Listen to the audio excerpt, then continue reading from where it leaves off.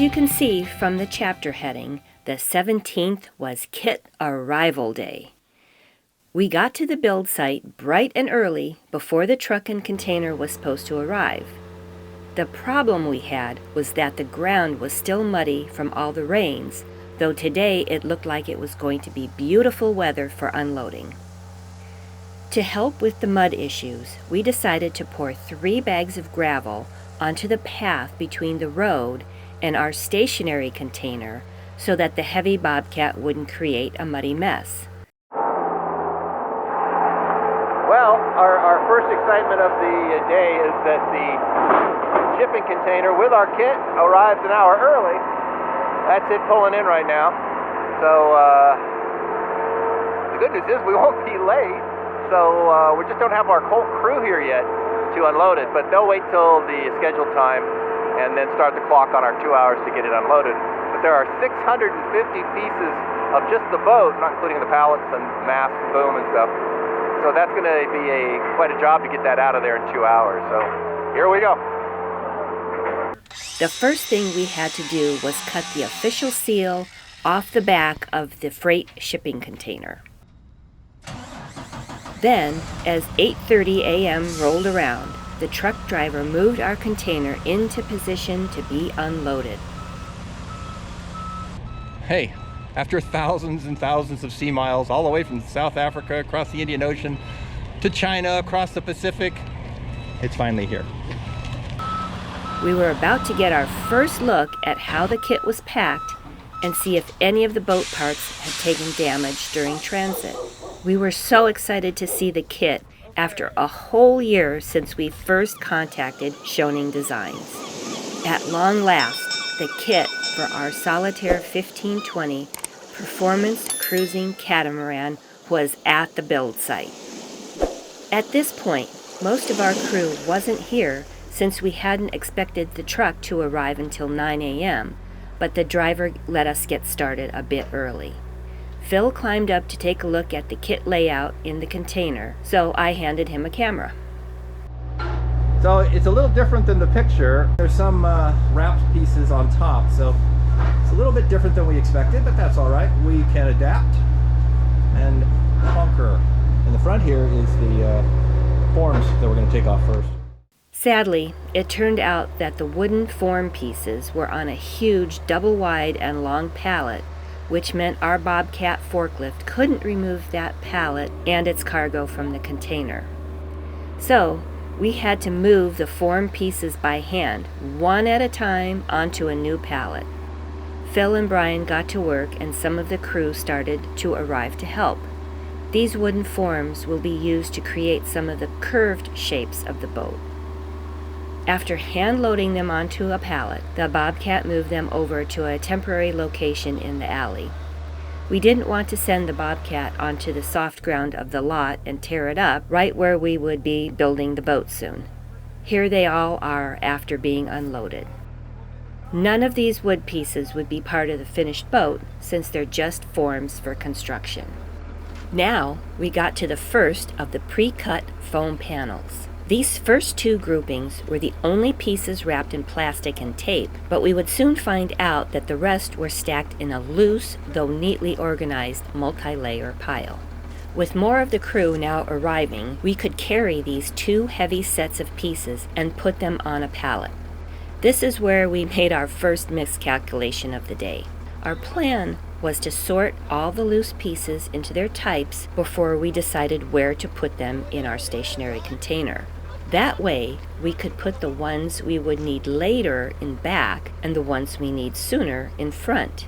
Because the lot was muddy, we decided to do the sorting on the street since we didn't want to make a muddy mess on our panels or have crew climbing over the panels in the container with muddy feet. Later in the process, we would realize it was taking us far longer to move them out of the container than we had anticipated, and even more disconcerting, once sorted, this many pieces divided up into logical stacks would not fit into our 40-foot container in any kind of organized manner. But at this point, we still had no idea of just how much space these stacks would require. Next up, We used the forklift to move the 2 refrigerator freezer units off the shipping container. These would eventually be loaded onto Brian's trailer to be moved to our garage for storage until they're needed in about a year. So for now, we put them on the pavement since the boom and mast pieces had to be loaded onto the trailer first. In the shipping container, we discovered that there were items piled on top of the boat panels, so some of the crew started moving the heavy rolls of fiberglass to the open door end, while others carried the rolls of fiberglass into our container on the build site.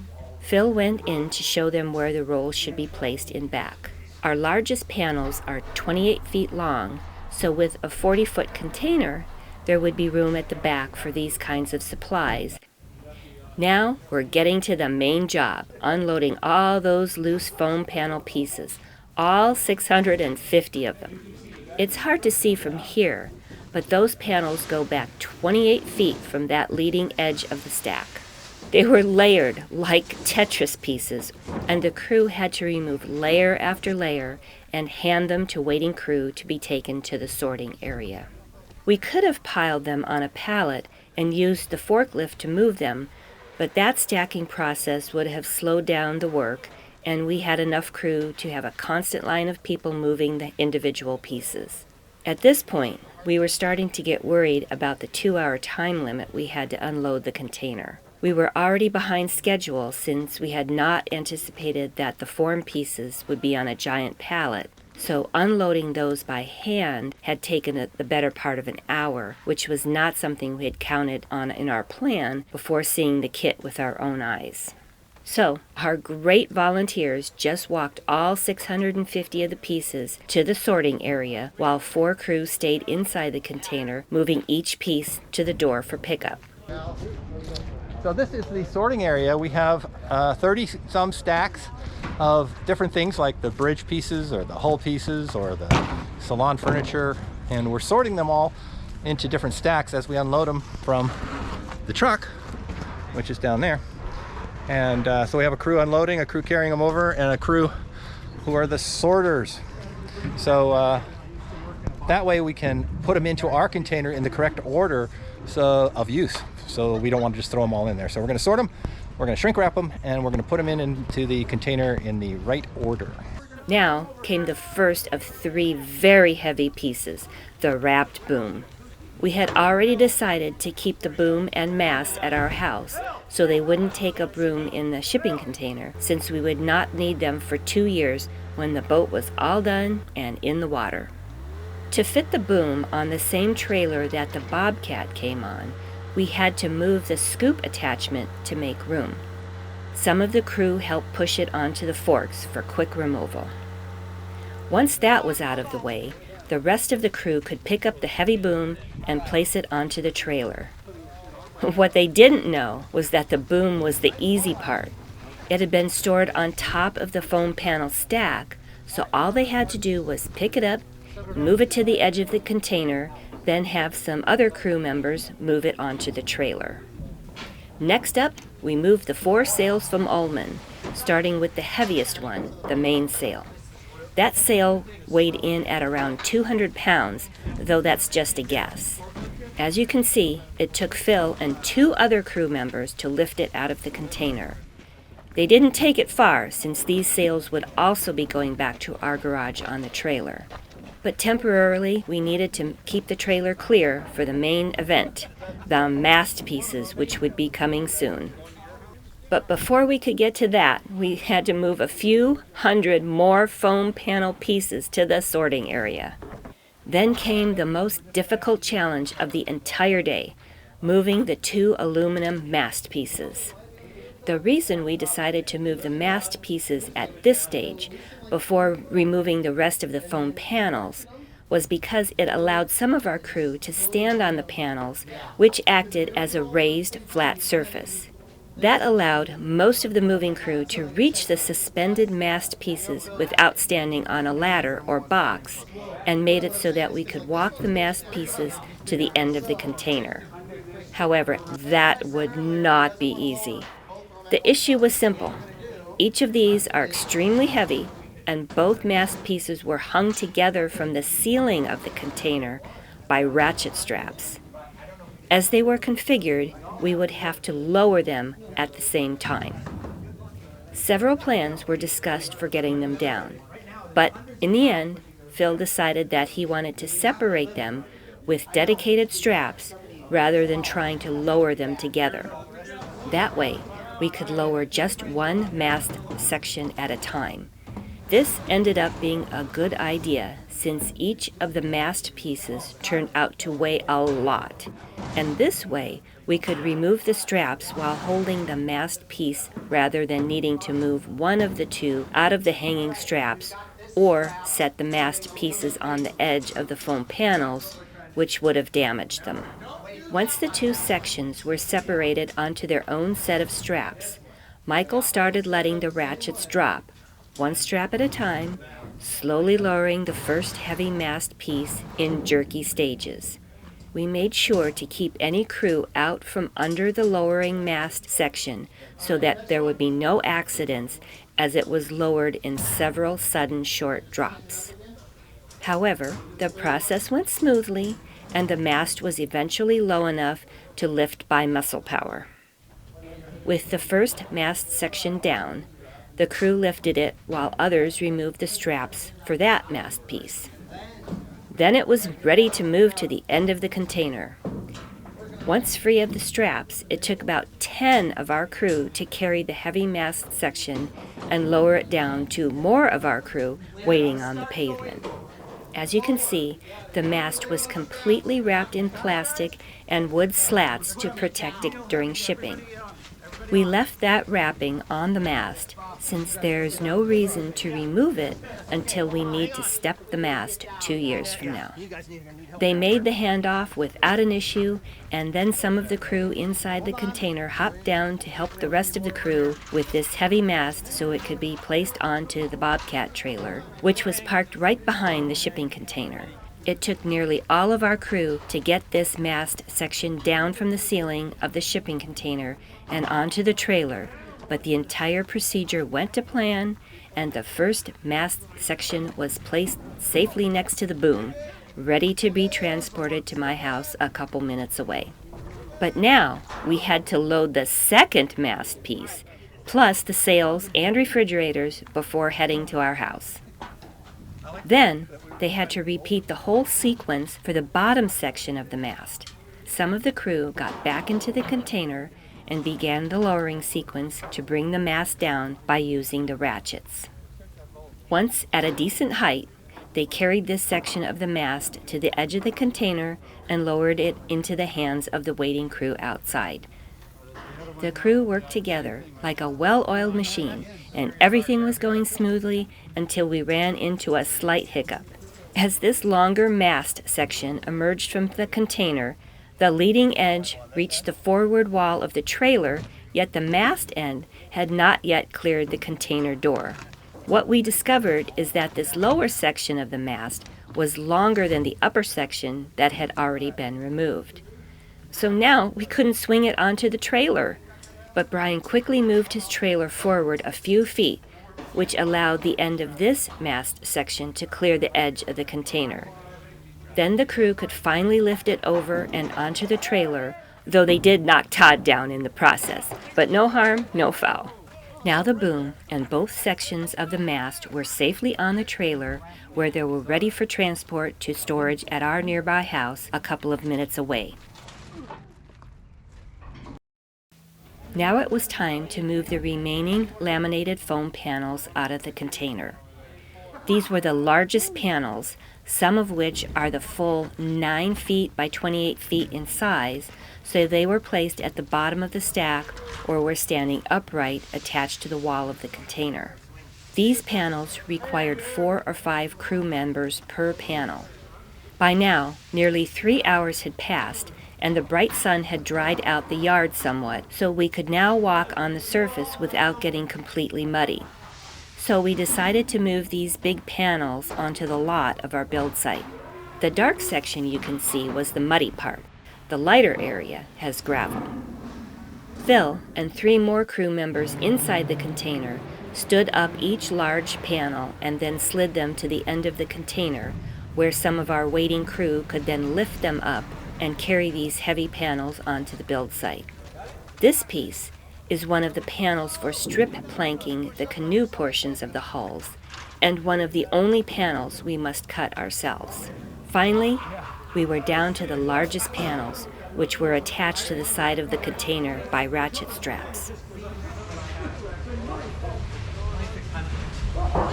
Here comes the last piece out of the shipping truck.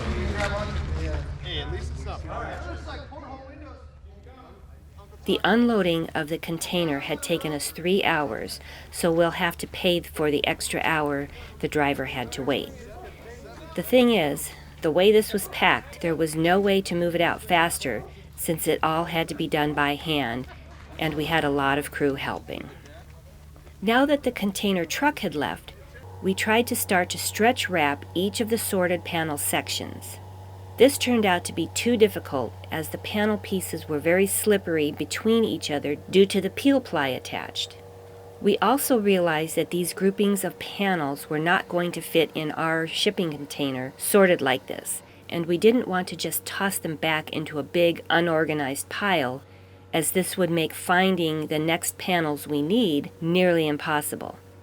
So the decision was made to just load them onto pallets and move them onto the build site with the forklift. We had to come up with a new plan for how we were going to store them all, and for now, we just needed to get them inside the yard so we could lock them up for the night. We decided to move all the wooden form pieces inside the container so that they would not get wet with the morning dew. We brought the forklift over and stacked several pallets with all the form pieces we had unloaded from the shipping container earlier that morning. Fortunately, it wasn't going to rain for a couple of days, so we would have time to deal with what we planned to do with all the foam panels out in the yard. But the wooden panels needed to get inside right now. So, after loading each pallet, we drove them to the container door and once again hand-lifted each piece because they were too wide to fit through the container door. With that final task done, we called it a day and locked up the yard.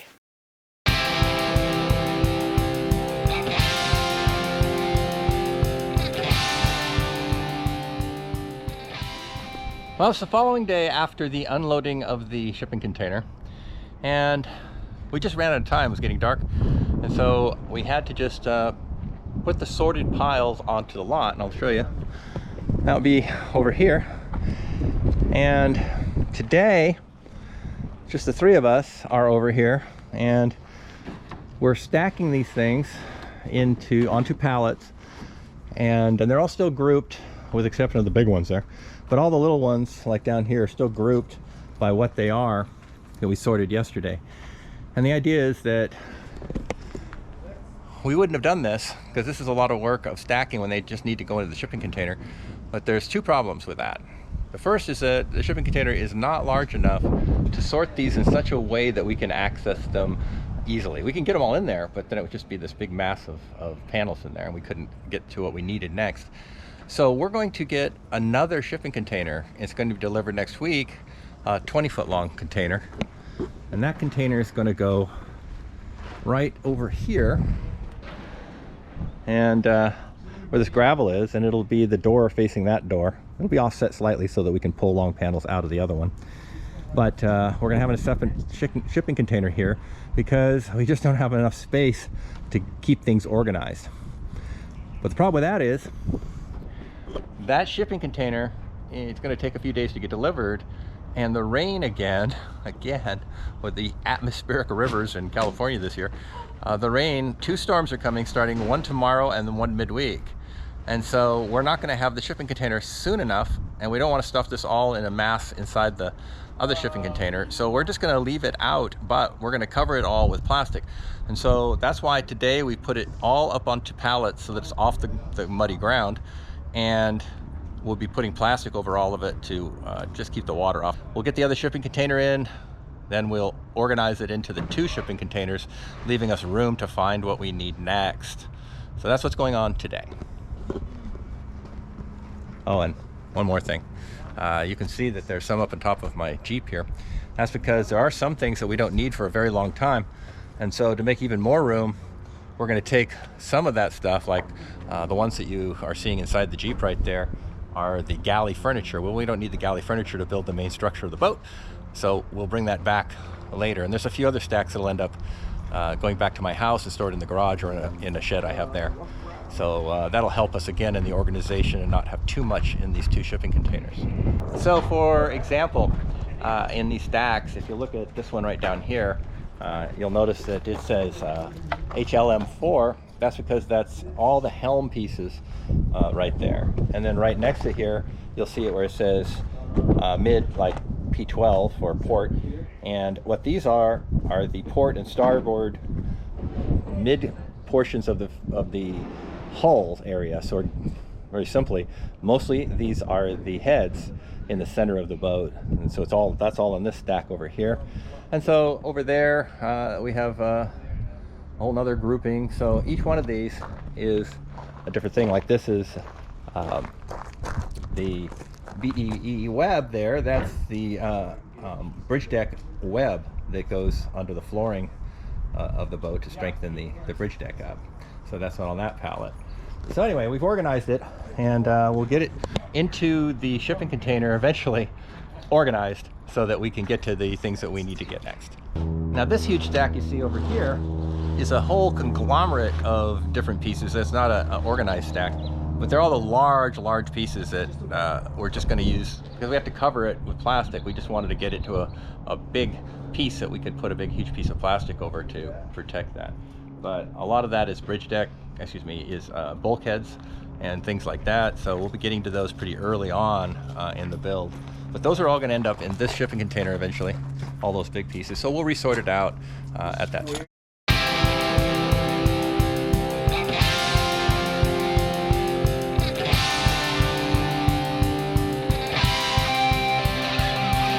Hello!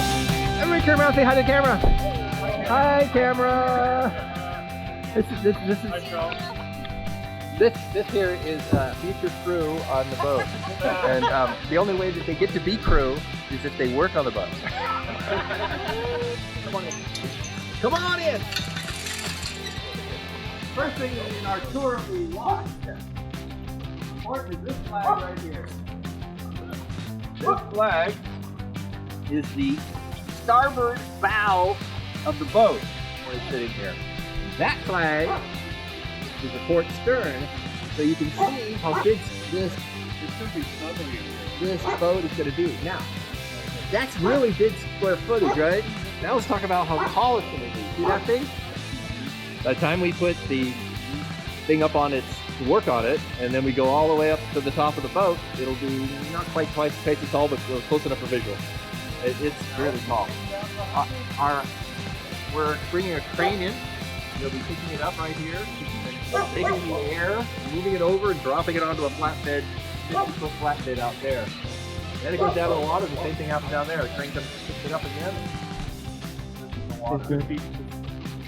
It rained a lot lately. Oh, it's So I'm building the ark. We renamed you Noah. I'm building an ark. Yeah, well, I'm on the field. You Noah. I'm not taking 2x2 on the animals. All right, maybe on the humans here, but that's about the last of it. So in here, these are not part of the boat, but these are forms. And so there's a whole bunch of these that'll go in a big long line in various sizes, and that's the shape of the bottom of the hull. And then what we have to do is take some of those really big panels there on the bottom and glue epoxy with some biscuits together so it makes a 50-foot long piece. And then we have to take a skill saw and rip down the whole thing 1.5 to 3 inches wide, depending on where it is on this. So where this curve is, it'll be 1.5 inch pieces, and then they'll start getting longer as they get towards the flatter part here.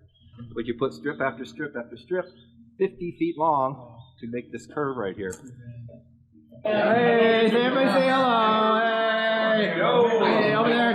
Say hello in the corner. You're all going to be on YouTube. So this is This is the retirement party and my birthday party. As you can see, birthday over there and retirement over there, and boat building. So we're having some pizza right now. This is my method of driving them to come work on the boat. So these will be the crew who come and do work as we go. That's our little retirement party for me, and get ready for the build of the boat party. As you saw earlier in the video, we already have the kit, so time to start work. The rain is here. As we mentioned, it was coming this week, and so we also mentioned that we were going to cover all of our boat parts over here, and so we have got them all covered in plastic. Make sure that the foam doesn't get any real water up through the edges of it. Obviously the fiberglass would be okay, but we protected it for the rain, which is going to be for the next 2 days. So a lot of rain, and but that's all protected. And then we'll get back to work on it, and we're getting the Victron stuff hooked up right now, and we're going to hook up the security system to start watching over all of this stuff. So that's what's going on right now. All right, well, welcome to the end of the video, and as you can see, we've got our ship, we've got our boat. Well, it's not exactly a boat yet. It's a lot of pieces of a boat, though, and we're going to put them together. Unfortunately, the work on that, the construction, won't start immediately, and that's due to all these atmospheric rivers coming in through California and such, and the ground is muddy, and we've got to wait until we get that a little bit harder. And also we've got a few things. We've got to get the shipping container in, and again, it can't be too muddy when we bring that in. And then we've got to get all the shelving put into that and all the pieces sorted. So there's a lot of sorting and that kind of stuff. And we've got to pour a little bit of cement and get our shade tent up. And that's all been delayed, at least the shade tent and the cement, due to the weather. And it just keeps, it's in a weird weather pattern right now. And they actually think it's going to last for a few more weeks. So it could be a couple of weeks before we maybe get started on the build. But we've got a lot of things to show you on the prep of getting it built, so we'll get to that in the videos.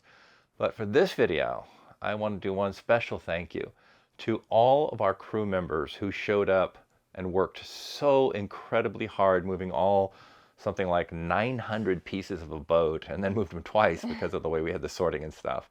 So it was an incredibly difficult and hard day for all of them, and they worked without complaint and did it all. It was so great, and we appreciate them endlessly. In fact, one of my friends said he didn't think I had that many friends, and my comment back to him was, well, after today, I might not. So I hope they're still my friends. But we hope to have all of them at various times on our voyage around the world. So that's going to be our thank you to all of our crew who came and helped out. And we also like to thank our patrons for their support, and we have a couple new ones in here this week, and so I'd like to thank them very much, and of course all of you who watch, and we do always appreciate you. So that's it for this week, and we'll see you next. Don't forget to like and subscribe and click on the bell icon to be notified of our next video. Absolutely, and I'm not sure what that video is, but it'll be something to do with prepping the site for next week, and we'll see you then. Bye. Bye.